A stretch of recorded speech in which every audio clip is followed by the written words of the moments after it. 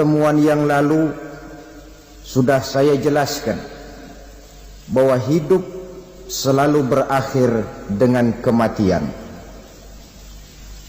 Apabila datang kematian menimpa seseorang, datanglah kiamat baginya. Itu yang disebut dengan kiamat kecil. Hakikatnya mati adalah perpindahan dari kehidupan di dunia ini menuju kehidupan di alam barzakh. Menunggu kita di alam barzakh sampai datangnya saat kiamat, entah 10 tahun, entah 100 tahun, entah 1000 tahun, hanya Allah saja yang maha tahu. Adapun orang-orang beriman yang melakukan amal kebajikan dalam kehidupan di dunia ini, masa penantian yang lama di alam barzakh buat mereka sebentar saja. Tetapi bagi orang-orang kafir yang ingkar, yang tidak beriman kepada Allah, yang hidup di dunia cuma menumpuk-numpuk dosa, tentu penantian di alam barzakh akan merupakan waktu yang sangat lama. Bukankah dalam kehidupan kita waktu itu memang relatif? Contoh misalnya, bagi pemuda-pemudi yang sedang duduk asyik memadu cinta, waktu 4-5 jam saja rasanya cuma 4-5 menit. Tenggelam oleh keasikan. Tapi buat orang yang berbaring di rumah sakit, meratap di balik-balik apa itu tembok derita kata lagu, di balik dinding-dinding penjara, sehari bagai seminggu, seminggu rasa sebulan, sebulan boleh jadi rasa setahun. Penantian yang sangat lama. Kapan kiamat itu akan datang? Ini rahasia Allah. Jangankan kita yang orang awam, baginda Nabi sendiri tidak diberitahu oleh Allah kapan kiamat itu akan terjadi. Tetapi sungguh pun demikian, banyak hadis-hadis yang menjelaskan ciri atau tanda-tanda datangnya kiamat. Nah, kalau sudah bicara soal tanda, tanda kiamat itu ada 2. Pertama yang disebut alamatus sughra, tanda-tanda kecil. Ini waktunya masih ada tenggang. Ada yang dinamakan alamatul kubra, tanda-tanda besar, artinya kiamat sudah diambang pintu. Apa tanda-tanda kecil dari datangnya hari kiamat itu? Misalnya kata Nabi, apabila ilmu sudah diangkat oleh Allah, artinya apabila ulama sudah banyak wafat, minat orang belajar agama berkurang, lalu kebodohan nampak merajalela di mana-mana, zina dikerjakan secara terbuka, minuman-minuman keras jadi kebanggaan, itu termasuk di antara tanda-tanda kecil terjadinya hari kiamat. Apalagi misalnya iza waladatil ammatu rabbataha, apabila budak sudah melahirkan tuan. Apa maksudnya? Ada yang mentafsirkan apabila anak sudah bisa membudaki orang tuanya. Orang tua yang melahirkan dia, yang membesarkan dia, demi setelah si anak besar jadi orang berpangkat, bertitel, berharta, berkedudukan, jadilah orang tua itu budaknya. Sehingga sering dibilang kalau orang tua kaya, anak jadi raja. Tapi kalau anak yang kaya, orang tua sering jadi budak. Apalagi munculnya fitnah yang bergelombang, timbul perang antara dua bangsa yang besar, waktu berjalan terasa sangat pendek sekali. Itu merupakan tanda di antara tanda-tanda kiamat. Termasuk di dalamnya sulit membedakan mana laki, mana perempuan. Kan kalau tanda-tanda kayak begini sekarang sudah banyak kita lihat kan. Ulama banyak wafat, penggantinya sulit. Zina dikerjakan berterang-terangan, minuman keras jadi kebanggaan, banyak anak membudaki orang tuanya, sulit membedakan mana laki mana perempuan. Kadang-kadang dari belakang kita lihat perempuan bener, begitu kita colek nengok jenggotan.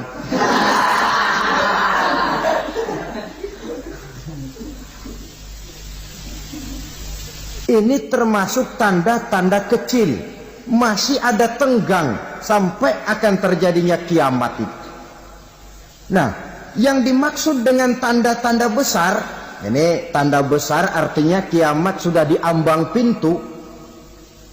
Pertama, matahari terbit dari sebelah barat. Apabila matahari sudah terbit dari arah sebelah barat, tertutuplah sudah pintu taubat.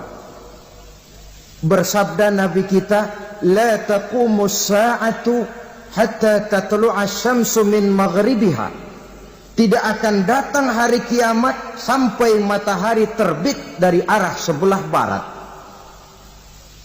Fa iza tala'at, manakala matahari telah terbit dari arah sebelah barat, wara'ahan nasu, manusia banyak menyaksikan itu, amanu ajma'un, mereka pun lalu beriman. Yang tadinya kafir, yang tadinya ingkar, yang tadinya membangkang, setelah melihat matahari terbit dari sebelah barat, buru-buru beriman, berlomba-lomba mengucap dua kalimat syahadat. Tapi apa yang terjadi? Kata Nabi, wadzalika hina la yanfa'u nafsan imanuha lam takun amanat min qabl. Hari itu adalah hari yang iman sudah tidak berguna lagi bagi seseorang apabila sebelumnya memang dia tidak pernah beriman. Au kasabat fi imaniha khaira, atau beriman tetapi tidak pernah melakukan kebajikan di dalam keimanannya itu. Hari yang sudah kasib, hari yang sudah terlambat, beriman tidak akan ada gunanya lagi. Ini pelajaran buat kita. Sebelum sang surya terbit dari sebelah barat, sebelum nafas sampai di tenggorokan, artinya pintu taubat masih terbuka. Kalau dua hal itu sudah terwujud, nafas sudah sampai di kerongkongan atau matahari sudah terbit dari arah sebelah barat, tertutuplah sudah pintu taubat. Tak ada lagi gunanya pangkat, jabatan, harta, bahkan beriman pun dalam suasana macam itu. Too late, kata orang Kulon. Sudah terlambat. Matahari terbit dari arah sebelah barat. Itu tanda besar, artinya kiamat sudah di ambang pintu. Lalu apalagi tanda besar? Munculnya Dajjal. Dajjal artinya pendusta-pendusta yang menyesatkan manusia. Ada dua macam Dajjal, saudara. Ada Dajjal kecil, ini Dajjal kelas teri. Kalau ini sejak zaman Rasulullah sudah ada itu. Tiap zaman ada. Di zaman Rasulullah misalnya ada yang bernama Aswad al-Unsi dari Yaman. Ada yang namanya Musailamah al-Kazzab dari Yamama. Ada yang namanya Ibnu Sayyad dari Madinah. Ini Dajjal-Dajjal di zaman Rasul. Musailamatul Kazzab memproklamirkan diri jadi nabi dia. Di zaman Rasul masih hidup. Ini Dajjal zaman Nabi. Di zaman sahabat muncul Dajjal-Dajjal. Di zaman kita sekarang ini Dajjal-Dajjal pun gentayangan. Dajjal-Dajjal kelas teri. Kerjanya mendustakan manusia, menyesatkan manusia, memalingkan manusia dari jalan yang benar dan diridhoi oleh Allah Subhanahu wa taala. Adapun yang merupakan tanda besar dari datangnya kiamat, dajjal-dajjal kelas kakap, pembohong-pembohong besar yang menyesatkan masyarakat manusia berpaling dari jalan Allah mengikuti jalan mereka. Apa sih ciri dajjal itu? Kata Nabi dalam hadis Bukhari Muslim, "Inna dajjala", sesungguhnya yang namanya dajjal itu yakhruju, satu saat akan muncul mendekati hari kiamat. Wa inna ma'ahu ma'an, si dajjal ini membawa air, wanaran, dan juga membawa api. Dua simbol.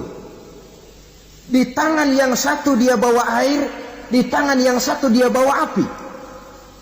Wa ammal ladzi yarahu an-nasu ma'an fanarun, adapun yang orang banyak lihat air, hakikatnya adalah api. Yang dilihat api, hakikatnya adalah air. Oleh sebab itu, kalau api yang ditawarkan, ambillah air. Kalau air yang ditawarkan, pilihlah api. Maksudnya apa ini? Ini bahasa simbol, saudara-saudara. Dajjal bicaranya seolah-olah untuk kepentingan manusia, menawarkan surga. Surga yang dia tawarkan hakikatnya neraka. Hai manusia, kalau kau mau bahagia, jangan dekat-dekat dengan agama. Solat itu tidak efektif dan efisien, tidak produktif dari segi ekonomi itu. Menghadiri majelis taklim cuma buang-buang waktu. Tahajud, tasbih, tahlil, baca Quran, apa itu? Pekerjaan mubazir saja. Hidup ini cuma sekali, masa yang cuma sekali, manfaatkan dengan sebaik-baiknya. Mumpung, dibawanya sifat mumpung tetapi dalam pengertian yang sangat negatif. Bicaranya seolah-olah untuk kepentingan manusia, tetapi sebenarnya menjerumuskan manusia. Menawarkan air, tapi sebenarnya api. Menawarkan api, tapi hakikatnya air. Buat apa kamu sholat? Buat apa kamu bayar zakat? Buat apa kamu puasa? Surga yang dicanangkan Dajjal, hakikatnya neraka. Neraka yang digambarkan Dajjal, pada dasarnya adalah surga. Jadi memutarbalikkan fakta itu kerjaan Dajjal. Yang hak jadi batil, yang batil dibilang hak, yang benar jadi salah, yang salah malah jadi benar. Tuntunan disuruh jadi tontonan, tontonan malah menjadi tuntunan. Itu pekerjaan Dajjal profesinya. Zamannya Nabi Adam, Dajjalnya kan iblis. Betul? Betul. Apa sih gang kerayuan iblis itu? Allah setelah menciptakan Nabi Adam kan bilang, Adam, kau dan istrimu Hawa tinggal di surga ini. Seluruh fasilitas yang ada di surga persilahkan kau nikmati. Satu yang tidak boleh, jangan coba-coba dekati pohon khuldi. Dekat saja jangan, apalagi sampai memetiknya. Datang Dajjal yang namanya iblis ini. Adam, kamu tahu nggak kenapa tidak boleh makan buah khuldi? Ya nggak tahu, pokoknya saya dilarang. Bodoh kamu Dam. Khuldun artinya kekal. Kalau kamu makan itu buah, kau akan kekal di surga buat selamanya. Allah tidak kepengen, maka dilarang kamu makan buah khuldi. Kalau kau ingin kekal di surga Adam, makan saja. Saya bicara begini ini untuk kepentingan kamu Adam. Ini kan ciri-ciri Dajjal. Bicaranya sih seolah-olah untuk kepentingan Nabi Adam, hakikat sebenarnya menjerumuskan Nabi Adam supaya ingkar dan melanggar larangan dari Allah Subhanahu wa ta'ala. Jadi setelah muncul Dajjal, timbul kekacauan-kekacauan di masyarakat. Banyak yang terpengaruh, terpedaya dan terpesona. Termasuk mereka yang memproklamirkan diri jadi nabi. mereka yang memproklamirkan diri jadi rasul di zaman sesudah Rasulullah wafat, itu adalah dajjal-dajjal. Maka saya ingatkan, kalau di zaman kita sekarang ini ada orang ngaku jadi nabi, ada orang ngaku jadi rasul, biar bahasa Arabnya kental, Quran hafal, hadis ribuan hadis hafal, biar pakai serban sampai menyengser ke tanah, bahasa Arabnya fasih, tapi dia mengaku jadi nabi, jadi rasul, kita umat Islam wajib tidak percaya. Wajib untuk tidak percaya. Itulah dajjal-dajjal zaman kita sekarang ini. Tidak mustahil mereka datang mempengaruhi orang-orang awam supaya berpaling dari Rasulullah, mengikuti mereka. Nah, di akhir zaman nanti, mendekati hari kiamat, dajjal ini muncul, dajjal kelas kakap, menyesatkan masyarakat manusia untuk berpaling dari Islam, mengikuti seruan mereka.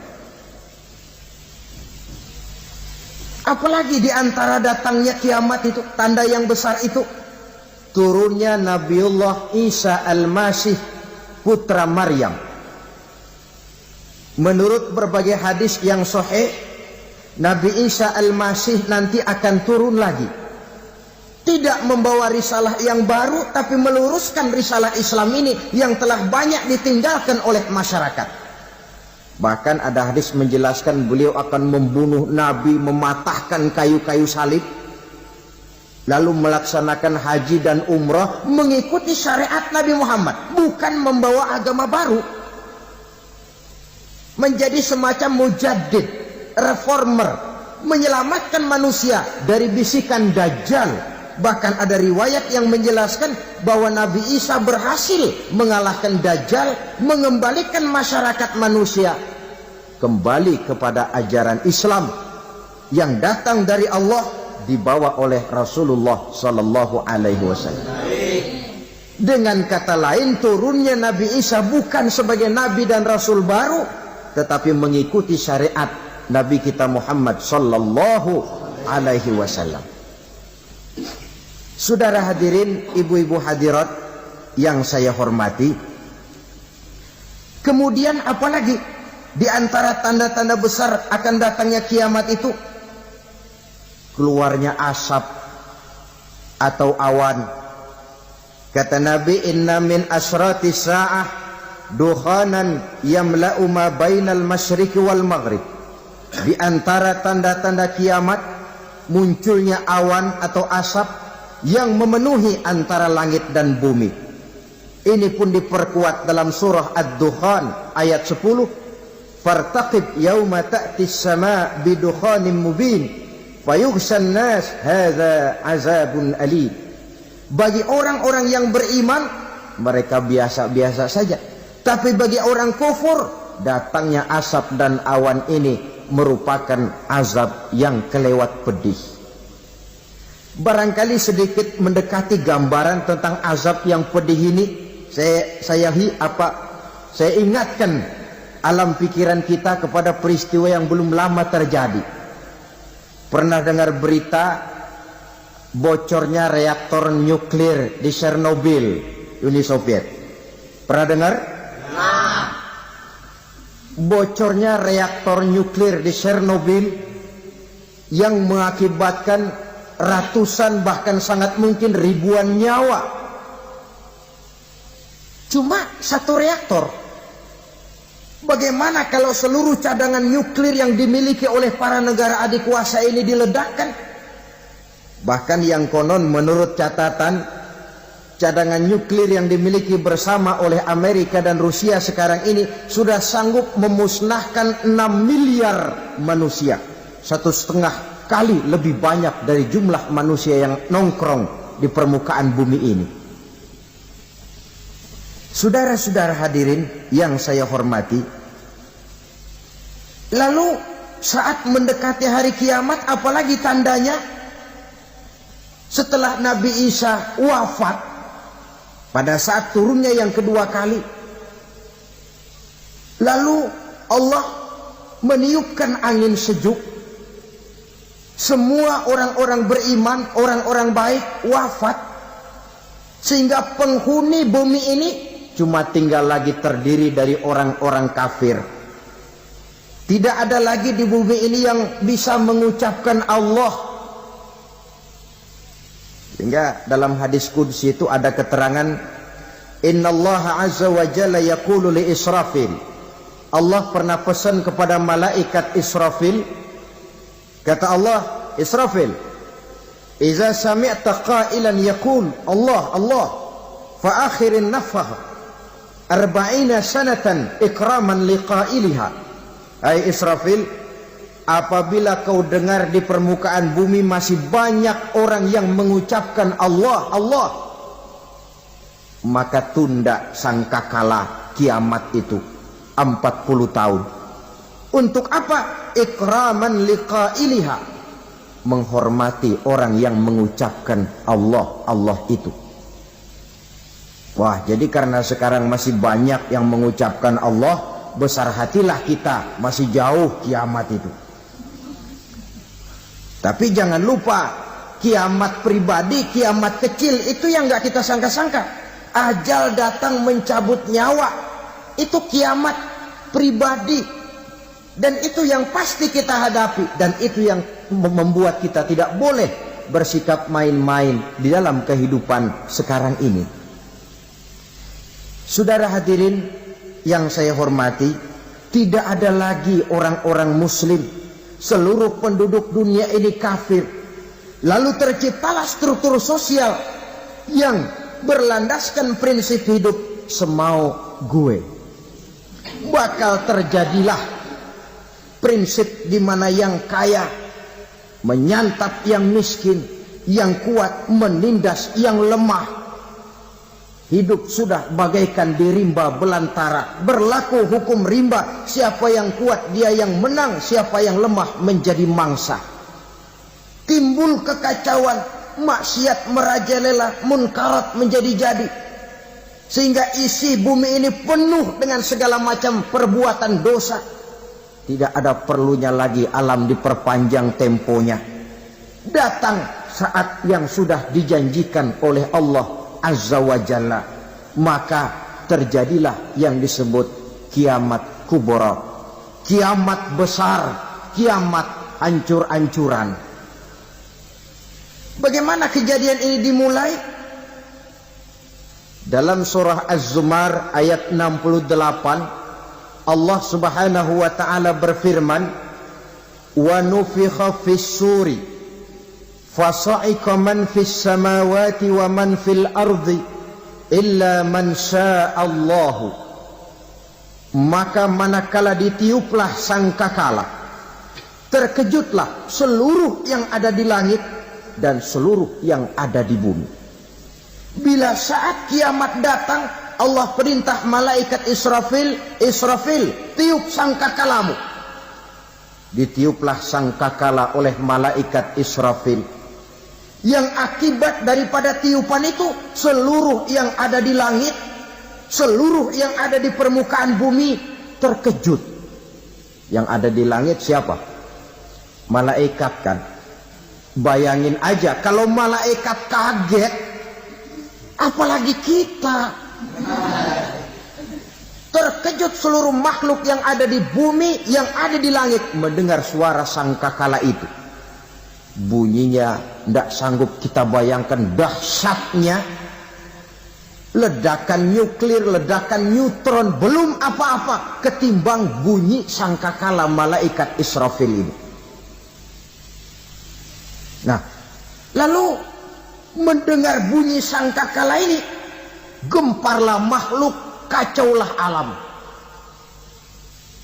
Bumi gempa, planet-planet bertabrakan, gunung meletus, air laut tumpah ke darat, angin topan bertiup, halilintar menyambar. Lalu semua yang bernama hidup mati total. Mati bareng tanpa persiapan. La haula wala quwwata illa billah. Saya kadang-kadang dalam tafakur bermohon, ya Allah, mudah-mudahan saya enggak nemuin kiamat beneran. Ngeri. Tidak bisa kita bayangkan macam apa suasana seperti itu. Allah saja banyak memberikan gambaran, misalnya Al-Qari'ah, wa mal Qari'ah, wa ma adraka mal Qari'ah. Kejadian yang menggemparkan. Tahukah kamu apa kejadian yang menggemparkan itu? Yauma yakunun nasu kal farasil mabsus wa takunul jibalu kal ihnil manfus. Pada saat itu manusia berterbangan bagai kupu-kupu. Gunung berterbangan seperti kapas ditiup angin. Gunung saja macam kapas, konon lagi manusia. Kematian total, mulai semut sampai gajah mati. Jin mati, iblis mati, malaikat mati. Malaikat saja mati. Saudara hadirin yang saya hormati, kematian total yang tanpa persiapan. Orang bilang, Pak, kalau mati bareng begitu yang repot malaikat maut dong ya. Cabut sana, cabut sini. Itu kalau menurut logika kita. Mestinya begitu menurut logika. Tapi logika juga yang bilang nggak perlu serepot itu. Sebab untuk mematikan listrik di wilayah DKI, di wilayah Jakarta, nggak perlu tiap rumah didatengin matiin, ya lama. Cukup dari kantor pusatnya saja PLN, tekan satu tombol, gelaplah seluruh Jakarta. Saudara hadirin yang saya hormati, kematian total. Lalu setelah kematian total, planet-planet juga mati, dalam arti tidak bergerak dan beredar. Angin mati, dalam arti tidak bertiup. Air mati, dalam arti tidak ada riak gelombang. Pokoknya semua mati. Kullu nafsin za'iqatul maut. Semua yang bernafas mati. Dalam ayat lain, kullu man 'alaiha fan. Semua yang ada di permukaan bumi fana. Yang kekal cuma Allah Subhanahu wa ta'ala. Yang paling belakang mati, malaikat maut dan malaikat Israfil. Tapi mati juga sesuai dengan janji Allah.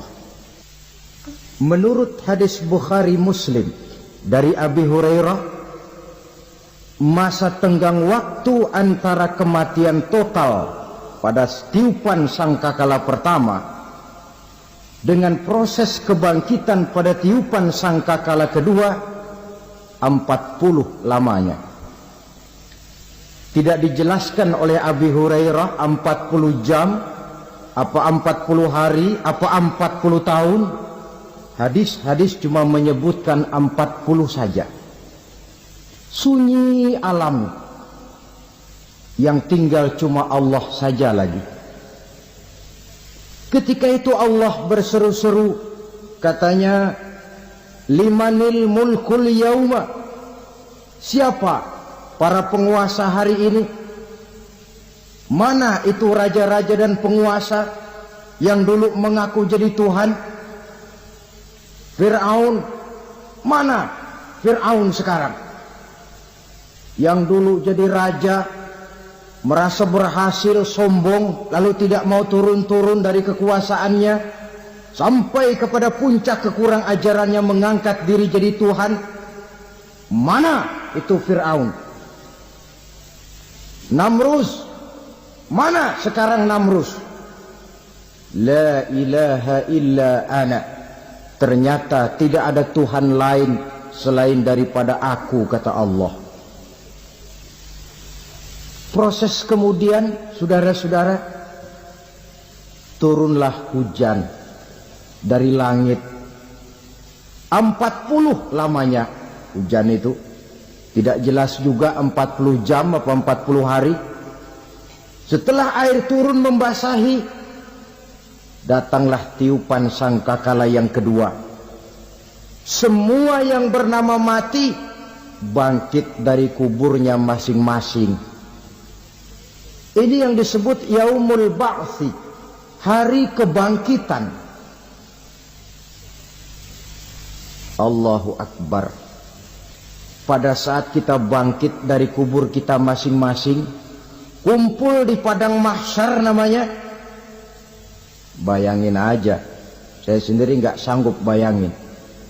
Manusia sejak zaman Adam sampai zaman kiamat kumpul bareng di tempat sama. Berapa banyaknya itu?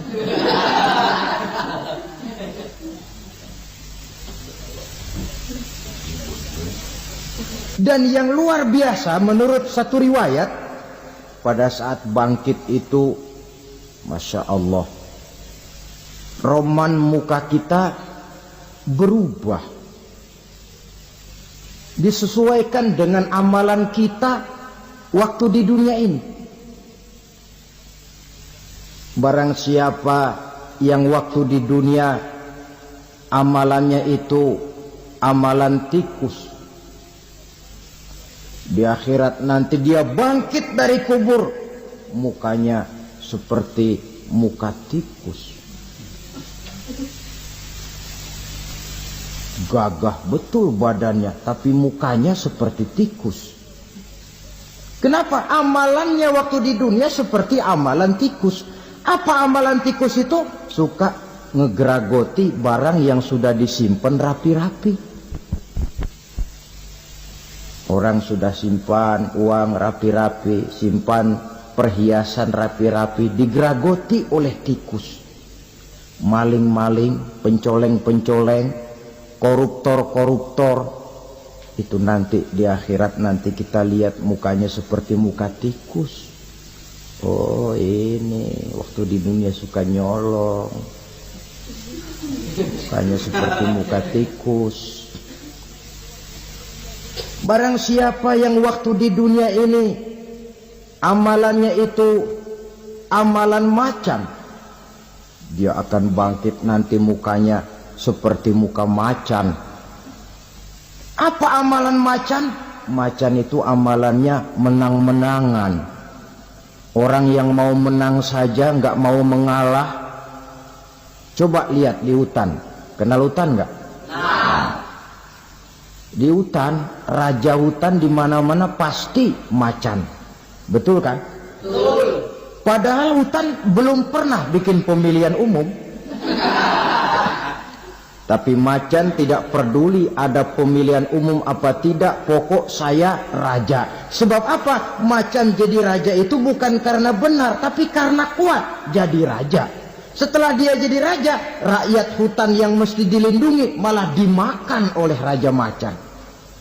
Kambing rakyat hutan dimakan oleh macan.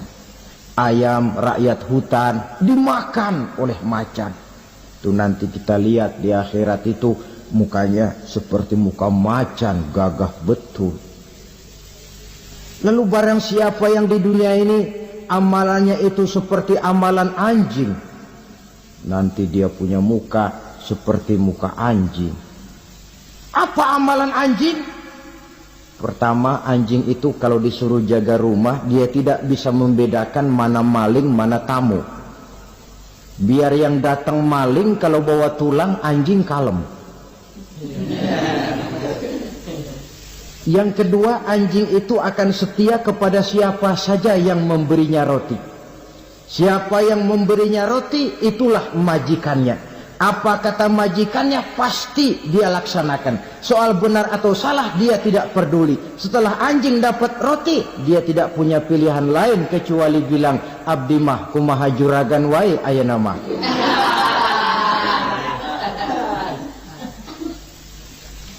Saudara hadirin yang saya hormati, berkumpul di padang mahsyar, tiap orang sibuk dengan persoalannya masing-masing. Matahari waktu itu didekatkan oleh Allah, panas luar biasa. Ada yang saking panasnya itu mencucurkan peluh keringat sampai sebatas mata kakinya, ada yang keringatnya sampai sedengkulnya, ada yang keringatnya sampai sepusatnya, ada yang keringatnya mengalir sampai sebahunya, ada yang kelelap oleh keringatnya sendiri, sementara orang di sampingnya nggak apa-apa. Bergantung lagi amalan dia waktu di dunia ini. Saudara-saudara, sebagian orang dalam kepanikan padang mahsyar berombong-rombong datang mereka menghadap Nabi Adam. Ya Adam, anta abal bashar. Hai Adam, Tuhan adalah bapak moyang manusia. Kami sebentar lagi akan disidang, dimintakan pertanggungan jawab. Tolonglah kami, hai Adam. Kata Nabi Adam, jangankan nolongin sampean, saya sendiri tanggung jawab di hadapan Allah ketika dulu tidak boleh makan khuldi, saya serobot. Sudahlah, urus diri masing-masing saja, nafsi. Begitu kata Nabi Nuh, begitu kata Nabi Ibrahim. Tiap orang bertanggung jawab sendiri-sendiri. Ketika itulah saudara-saudara, nikmatnya menjadi umat Nabi besar Muhammad sallallahu alaihi wasallam. Sebab apa?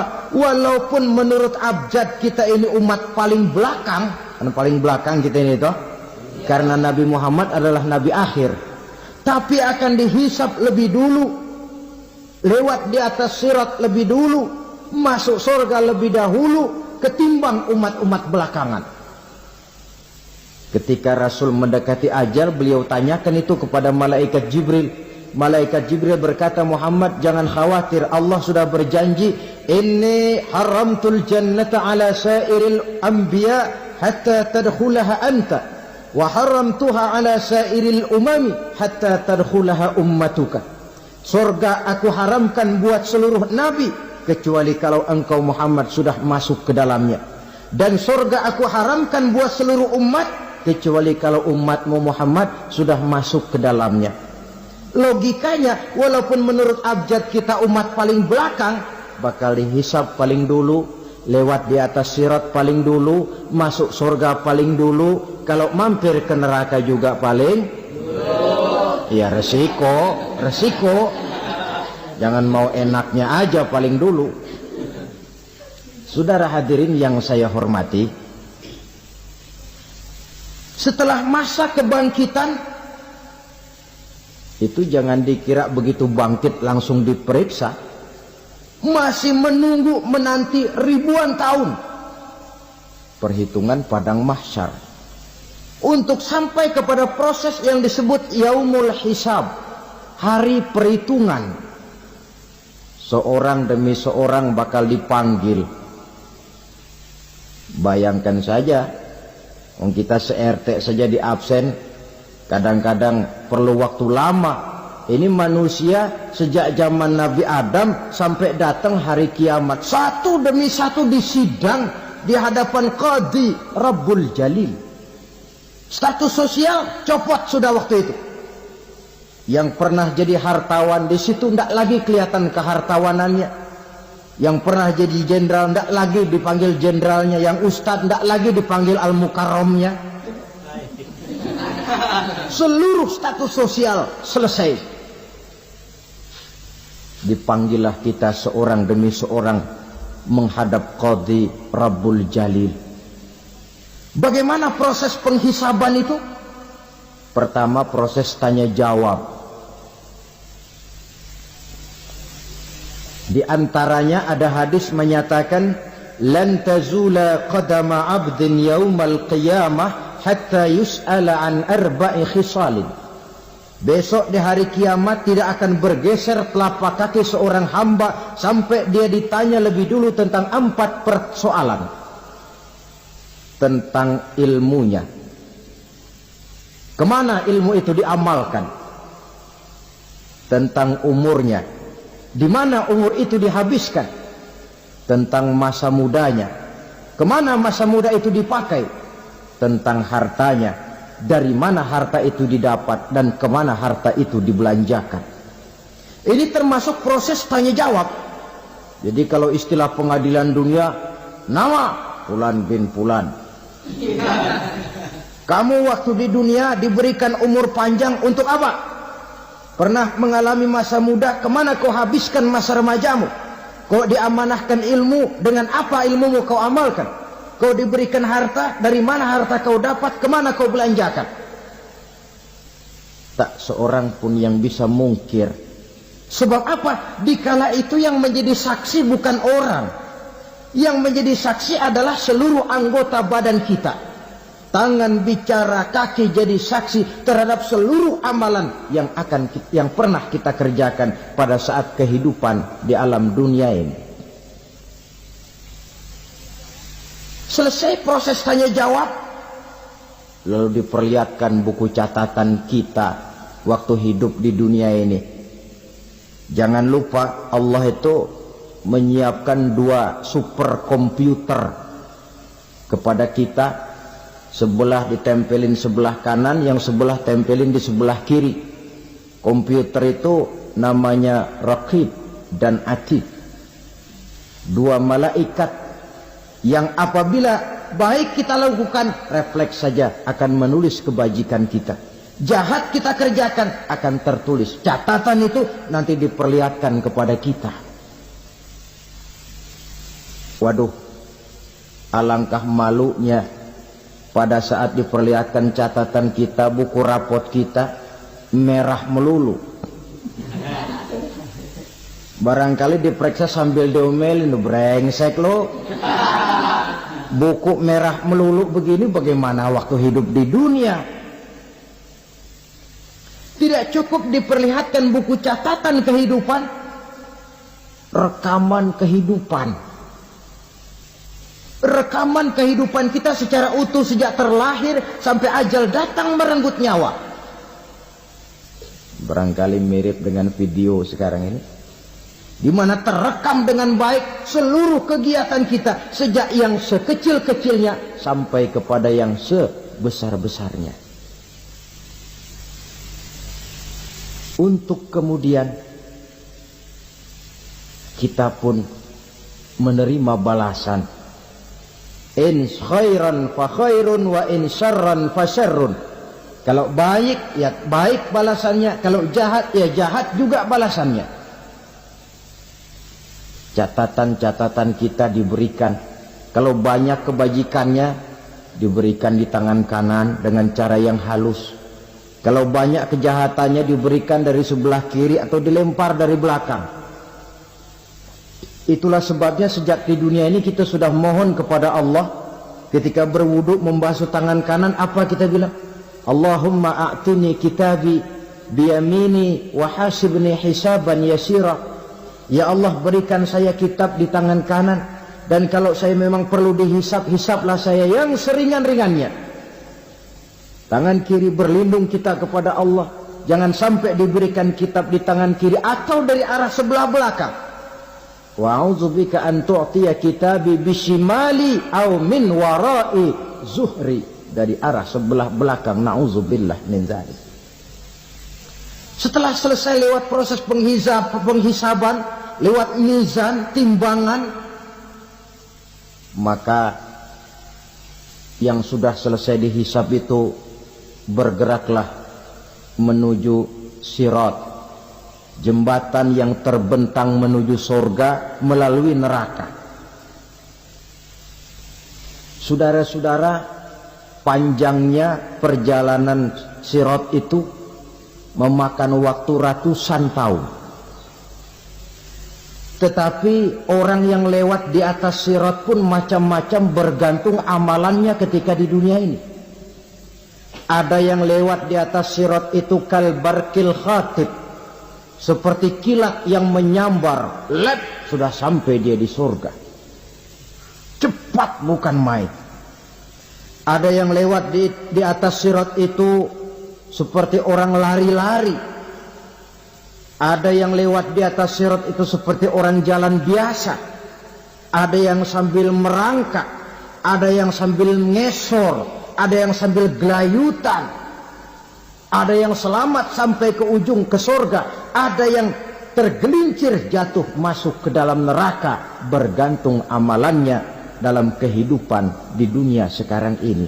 Tiap kita akan melewati yang namanya sirat ini. Saudara-saudara kaum muslimin yang saya hormati, dengan demikian mereka yang selamat melalui sirat sampai ke terminal akhir surga, mereka yang ketika dihisab ternyata banyak kejahatannya daripada kebaikannya, mereka singgah di dalam neraka. Nah, adapun orang-orang yang beriman menurut ayat Quran dan hadis Nabi itu nanti ada bermacam-macam. Ada orang beriman itu yang dimasukkan surga. Ada orang beriman itu yang dimasukkan ke dalam surga. Ada orang beriman itu yang disebut penduduk surga. Kenapa lain-lain, Pak? Karena waktu di dunia amalannya juga lain-lain. Ada orang beriman yang masuk surga. Ini paling murah tiketnya. Mau masuk surga? Kata Nabi begini, ma min abdin qala la ilaha illallah thumma mata ala dhalik illa dakhala al-jannah. Kalau seorang hamba sudah mengucap dua kalimat syahadat, dia yakin dengan kebenaran kalimat itu sampai matinya, orang itu akan masuk surga. Abi Dzar yang waktu itu diajak bicara heran, ya Rasul kok gampang betul? Iya. Walaupun orang itu mencuri, iya. Walaupun orang itu berzina, iya. Biar dia mencuri, biar dia berzina, kalau dia sudah mengucap dua kalimat syahadat, dia yakin dengan kebenaran kalimat itu sampai matinya, itu orang akan masuk surga. Jadi masuk surga cukup dua kalimat syahadat, yakin sampai mati, masuk surga. Itu perkara masuk. Tapi kalau pertanyaannya diterusin, masuknya kapan, Pak? Nah, ini lain lagi urusannya. Sebab ada yang masuknya itu langsung, ada yang mampir dulu. Di sana tempat cuma dua, kalau tidak surga, neraka. Mau ke surga tapi mampir dulu, yang mampirnya jelas di neraka. Kenapa? Dalam hadis qudsi ada riwayat, nanti itu di akhirat, setelah Allah selesai mengatur penduduk surga masuk surga, yang neraka masuk neraka, Allah berkata kepada malaikat Malik, malaikat Malik, labaik ya Allah, itu bajingan-bajingan tengik, manusia-manusia durjana yang waktu di dunia tidak mau sujud, jauh dari ulama, gemar melakukan yang munkarat dan maksiat, hidup di tengah masyarakat selalu jadi bibit keonaran, kufur, sudah masuk neraka semua. Sudah ya Allah. Nah, kalau sudah, coba sekarang kamu masuk, Malik. Saya, iya, masuk neraka. Mau apa ya Allah? Kata Allah, akhriju minan nar man kana fi qalbihi misqala habatin min khardalin min iman. Kau masuk neraka, cari di dalam neraka orang-orang yang ada imannya walaupun kecil sebesar biji zarah, angkat mereka keluar. Masuk malaikat Malik ke neraka, cari orang yang ada imannya, korek-korek. Ya repot, udah pada gosong. Yang ada imannya diangkat ke atas, yang ada imannya diangkat ke atas, lalu dimandikan di Nahrul Hayat, namanya sungai kehidupan di akhirat nanti. Cakep lagi rupanya, bersih lagi wajahnya, apel di hadapan Allah. Kata Allah, bagaimana mas? Kapok nggak sampean? Kapok ya Allah. Nah, kalau kapok, idhab fadkhulil jannah, pergi masuk surga sana. Berangkat mereka ke surga, ketemu sama teman-temannya yang udah sampai lebih dulu, yang nggak pakai mampir lagi. Terjadi dialog Kata teman-temannya yang udah pada nyampe duluan, Mas, iya, emang baru sampai? Saya baru sampai. Memang mampir di mana dulu, Mas? Kita sudah lama sampai di surga. Saudara buka surah Al-Muddatsir ayat 34-35. Masalakakum fis saqar? Kenapa kamu mampir di neraka Saqar? Qalu lam naku minal musallin. Mereka menjawab, kami mampir di neraka Saqar, Mas, gara-gara dulunya kami waktu di dunia ndak pernah sholat. Ndak pernah sholat? Ndak pernah. Kan rumahnya dekat masjid, cuma dekat doang, Mas. Sholat mah enggak saya. Nggak pernah ngasih makan fakir miskin, nggak pernah hadir di majelis taklim, pendeknya nggak pernah melakukan kebajikan. Maka saya pun mampir di neraka Saqar. Untung betul saya punya iman, Mas, sedikit. Waktu hidup di dunia dulu saya pernah mengucap 2 kalimat syahadat, sekali-kalinya waktu mau kawin. Masya Allah. Untung saja kawin, kalau nggak kawin polos.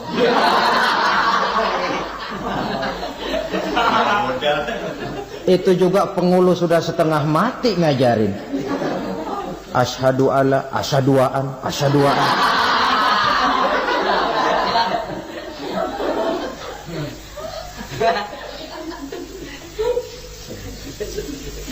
Ini namanya masuk surga, ada mampir dulu. Ada pula orang mukmin itu yang dimasukkan surga. Namanya dimasukkan kan terima beres. Saya masuk ke rumah, jalan sendiri, cari tempat sendiri. Saya dimasukkan ke dalam rumah, terima beres. Pokok ada di dalam, itu dimasukkan namanya. Nggak pakai mampir. Tapi tentu tiketnya lebih mahal ketimbang yang pertama tadi. Apa kata Allah? Innal ladzina amanu wa amilus salihat la ukaffiranna anhum sayyi'atihim wa la udkhilannahum jannah. Sesungguhnya orang-orang yang beriman kemudian beramal soleh, kami hapuskan segala dosa dan kesalahannya, kami masukkan mereka ke dalam surga. Lihat ayatnya, Allah yang memasukkan, kita yang dimasukkan. Tidak pakai transit, tidak usah mampir. Cuma tidak cukup syahadat, tidak cukup amanu, tapi diiringi dengan wa amilus salih. Iman, amal. Tidak cukup syahadat, lalu dibuktikan dia sholat, dia zakat, puasa, lalu dia melakukan berbagai macam kebajikan. Ini yang menyebabkan dia tidak pakai mampir di tempat yang bernama Saqar. Lalu ada pula orang mukmin itu yang disebut penduduk surga. Wah, ini sudah VIP ini. Ashabul jannah, penduduk surga. Siapa mereka? Kata Allah, innal ladzina amanu summa istaqamu fala khaufun 'alaihim wala hum yahzanun ulaika ashabul jannah hum fiha khalidun. Sesungguhnya orang-orang yang beriman lalu istiqamah, tetap dalam melaksanakan perintah Allah, tidak goyah, tidak labil tapi stabil, istiqamah, mereka tidak takut dan tidak bersedih hati. Merekalah penduduk surga. Iman, istiqamah. Tidak punya duit, sembahyang. Banyak duit, sembahyang. Miskin, sembahyang. Kaya, tetap sembahyang. Istiqamah. Kadang orang kalau susah rajin ke masjid, banyak duitnya ngelihat masjid melengos. Itu yang dibilang waktu miskin hamba Allah, setelah kaya jadi hamba harta. Bergeser, tidak ada nilai istiqomahnya. Saudara-saudara, dengan begitu penduduk neraka itu dua. Ada penduduk permanen, ada penduduk yang semi permanen. Yang semi permanen orang-orang beriman yang mempunyai dosa besar. Mereka masuk ke neraka untuk menerima azab sesuai dengan dosanya. Bila selesai masa azab itu, mereka akan diangkat untuk ditempatkan kembali ke dalam surganya Allah Subhanahu wa ta'ala. Nah, dikala itulah saudara-saudara ada yang disebut syafaat dari Rasulullah Sallallahu Alaihi Wasallam. Tapi tentu jangan lupa syafaat ini ibarat kain menambal dia. Kita punya kain bolong-bolong sedikit, syafaat yang menambal. Sholat kita ada kurang dikit, sedekah kita ada campur riak dikit, amalan kita ada tidak karena Allah dikit, kita berharap syafaat. Jadi biarlah kain masih bolong-bolong, yang penting punya kain. Tapi kalau kainnya tidak ada, yang ditambal apanya?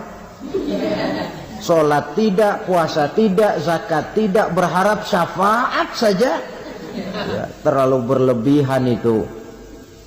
Saudara hadirin yang saya hormati, apabila selesai proses penghisaban, proses penghitungan, maka dikala itulah manusia terbagi dalam dua kelompok besar.